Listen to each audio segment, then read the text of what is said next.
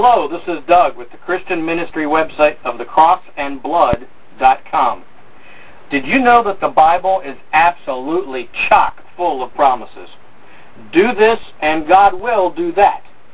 Do this way, that will turn out that way. Promises, promises, promises. Sometimes they just don't seem to be working. Hold on. This is God we're talking about. How can that be?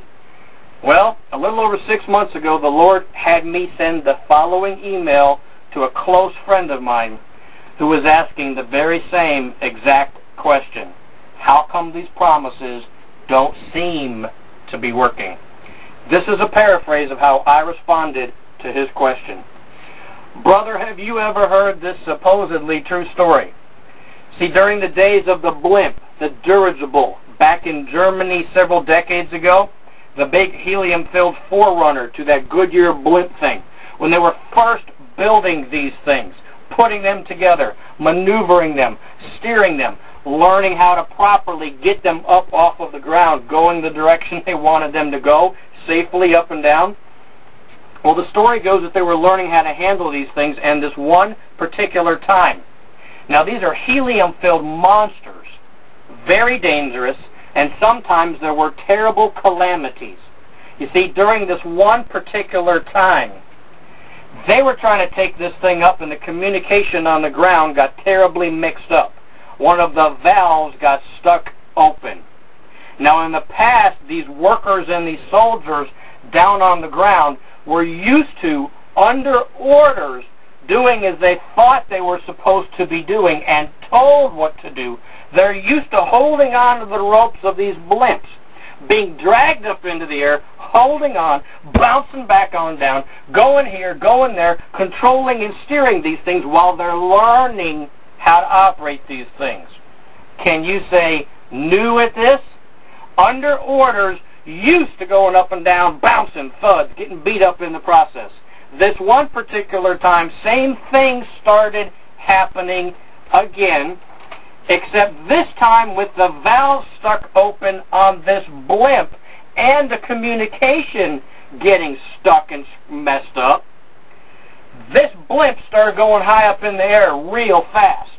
Before they knew it, a lot of these workers holding on to these ropes as they thought they were supposed to be doing, found themselves 20, 25, 30 feet high in the air at very rapid rates of speed.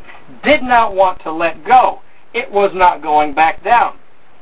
The communication was messed up. The signals were messed up. The valve was stuck. Real big mess. Well, you guessed it. People on the ground were shouting, trying to bring it down. The blimp's going up, higher, higher, 100 feet or so in the sky. Folks on the ground watched in horror.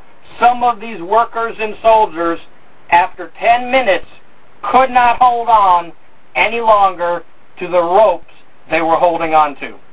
Their strength just ran out. Smack, smack, smack, literally. Are you listening, church? This was a terrible, terrible accident. Terrible loss of lives. All the workers in the air trying to hold on fell to the ground as they thought they were supposed to be doing. Except this one lone guy. The blimp is up in the air, heading away in the wind, 100 feet or so. Everybody's fallen to the ground except this one lone guy. Remember, supposedly true story. 10 minutes passes, 12, 15 minutes. All the other workers who were holding on, long gone. One guy, still there, swinging around, blowing in the wind. How in the world, how in all the world is this one guy holding on? Nobody has that kind of strength. 15 minutes goes by. 20 minutes goes by. How in the world is he doing that? Nobody has that kind of strength. Finally, relief begins to come. 20, 25 minutes later, dozen or so comrades on the ground, dead, fell to their deaths. And here comes this one lone guy, church, swinging away underneath this blimp. Remember, true story. As he starts getting closer to the ground, they see him starting to mess with the rope. 70 feet, 60 feet, 50 feet. He's swinging around, he's rotating.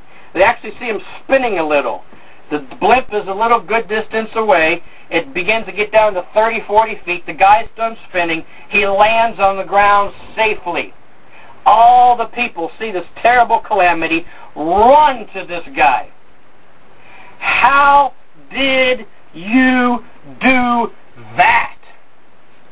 Everybody else could not hold on. Everybody else fell. But you held on for so long. How did you do it? His reply, boys, when I first saw that this one was going to be a mess, a big mess, first thing I did was not panic. I took a deep breath. I did one big, huge pull on that rope with all my might. I got just enough slack in that rope to wrap a small part of it around my body. Then I caught my breath. I reached up and I did another big pull on that rope with all my might. I got more slack. I wrapped more of that rope around parts of my body. Boys, I kept on doing that. Pulling, getting slack. Wrapping that rope around my body. Pulling, getting slack. Wrapping more of that rope around my body. Then I simply tied a knot. Boys, are you listening?